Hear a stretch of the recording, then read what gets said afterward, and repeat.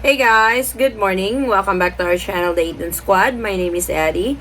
So for today's video is the new arrival guide to the Philippines, since the IATF has posted today the new guidelines to all permitted travelers to the Philippines. Details coming right up.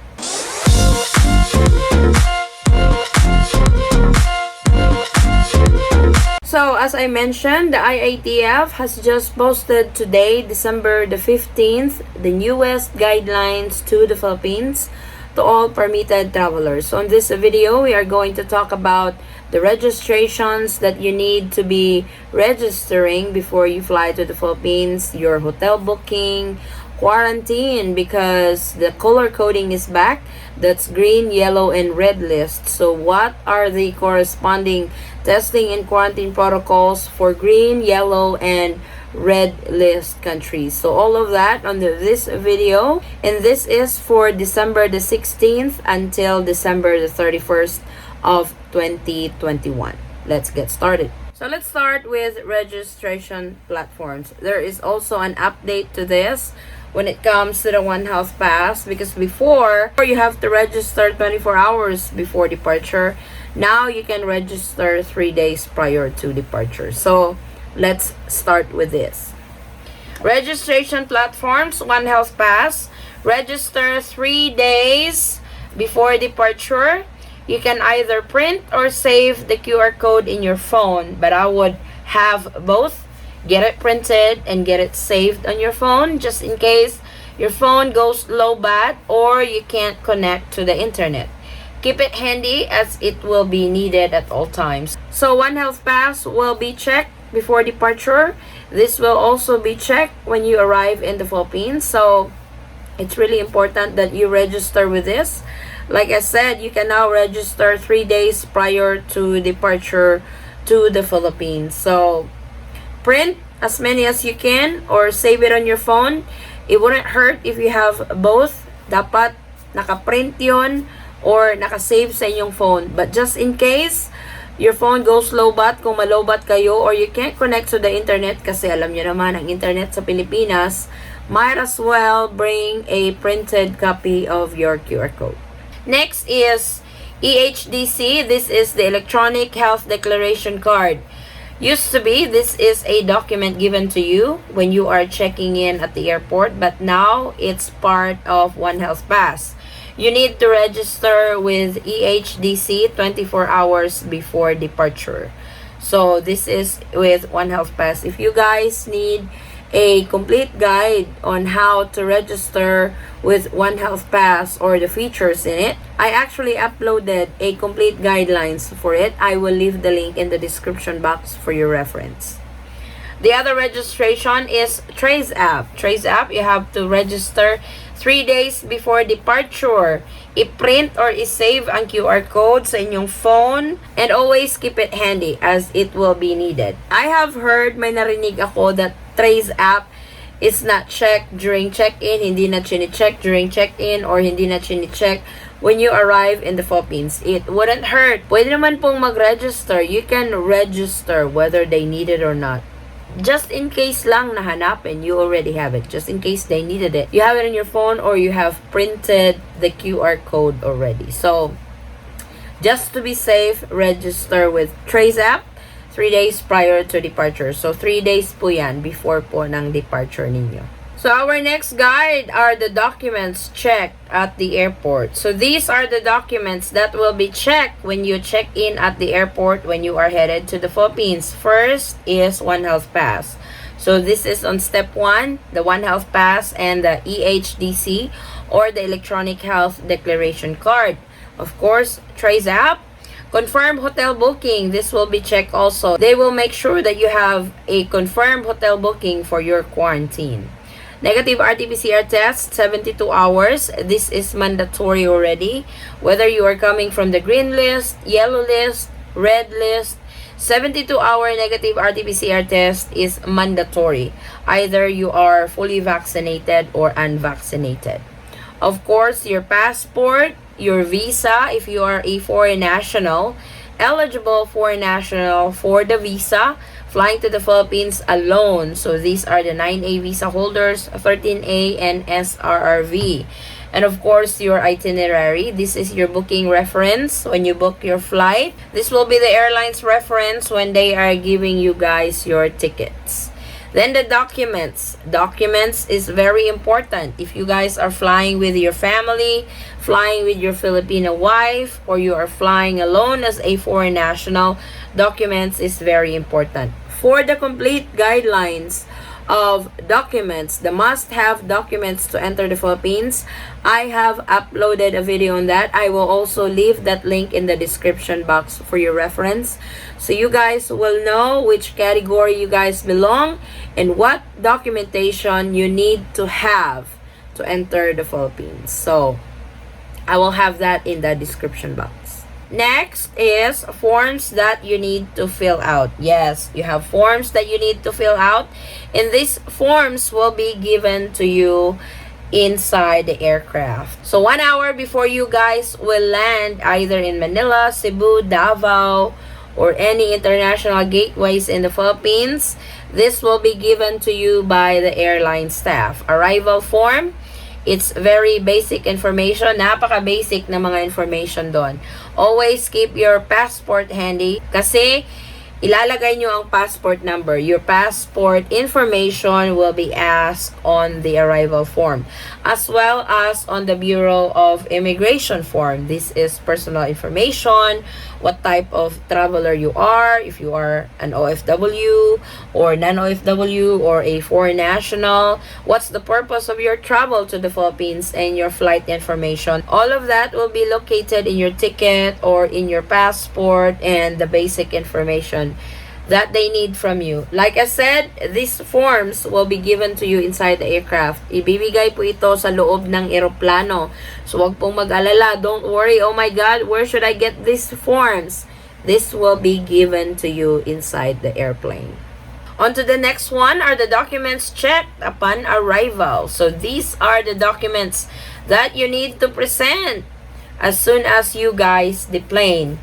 First is the arrival form. Second, Bureau of Immigration. Hotel verification will be checked, making sure that you have a booking confirmation for your swab test result.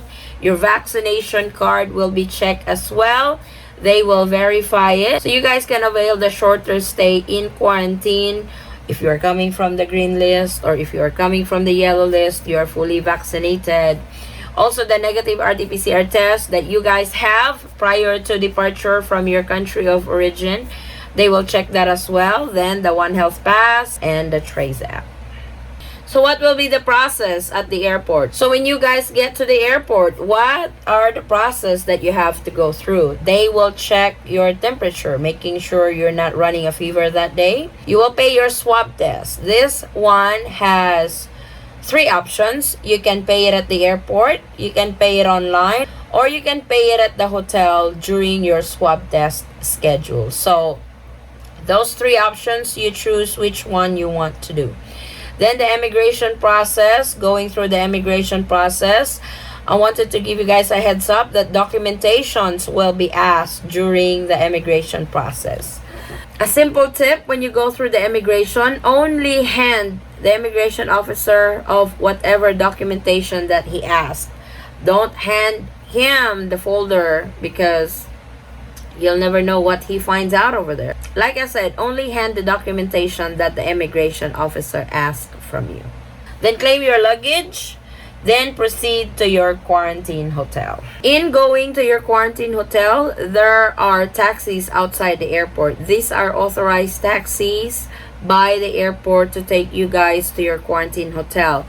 A little tip: make sure to go through the DOTR help desk, because they will give you guys a slip. That way you will only pay the exact amount of your transportation fee from the airport to your hotel. I have heard from one of our subscribers that her husband were charged so much of a 15-minute drive from the airport to the hotel. Don't be one of those victims. Don't be one of those that gets scammed with some taxi drivers. I'm not generalizing it all, but there are some who will take advantage of you. So make sure that you go through the help desk of the Department of Transportation, so they can give you guys a slip for your taxi and only pay the exact amount. Let's go over the quarantine process. So we will be discussing the quarantine process for green, yellow, and red list. So let's do the quarantine process for the green list. For green list, fully vaccinated, your booking will be 3 nights, 4 days. Your swab test will be on the 3rd day. Shall be required to undergo home quarantine up to the 10th day, with the date of arrival being the 1st day. So please take note of that. Your stay is 3 nights, 4 days. I say 3 nights because your swab test is on the 3rd day. It's not guaranteed that you will receive your swab test result within that day. So your checkout will be on the 4th day.